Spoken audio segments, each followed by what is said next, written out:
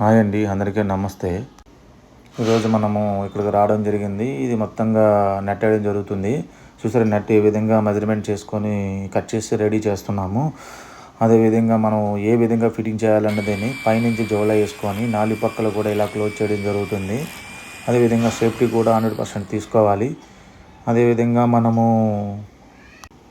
ఎవరికైనా అవసరం అయితే మనకి స్క్రీన్ పైన అవుతున్న నెంబర్కి కాల్ చేయండి.